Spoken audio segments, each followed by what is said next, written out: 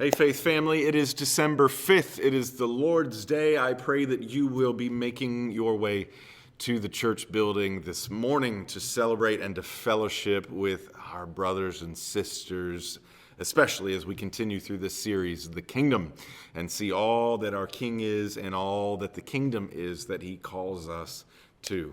And part of what the King does for us and part of what he calls us to is described to us in 1 Corinthians chapter 15. This passage particularly is read at just about every single Christian funeral that I've ever been to. Paul says this, "O death, where is your victory?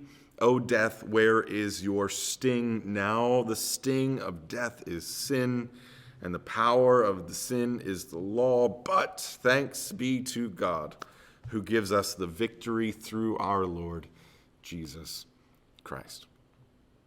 As mentioned yesterday, we are required to surrender, and when we do, we are removed from the stranglehold that death has in our lives. Yet, death is still real, and quite honestly, some of you this Christmas will be spending your first holiday without your loved one, whomever that may be, someone close and dear to you who is going to create a void at your normal yearly gatherings. And that's normal. Death is real. It is still something that you and I have to go through. But even at the grave, we must know that God is near. That great passage from Psalm 23, even when I walk through the valley of the shadow of death, you are with me. Your rod and your staff, they comfort me. And that was Old Testament.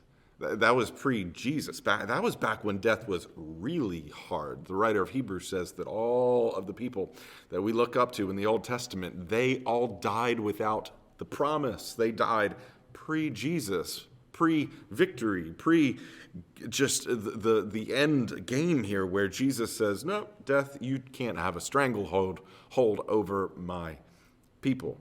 Because then Jesus comes and he removes some of the sting. He takes the eternal sting out of death, even though it still has a slight temporary one. Jesus looked at the grave and defeated it. The grave is something that we can't beat, as I mentioned last week. Stop fighting, give up, because Jesus is the one who overwhelms the grave. He's the one who stands at the door of death and proclaims victory.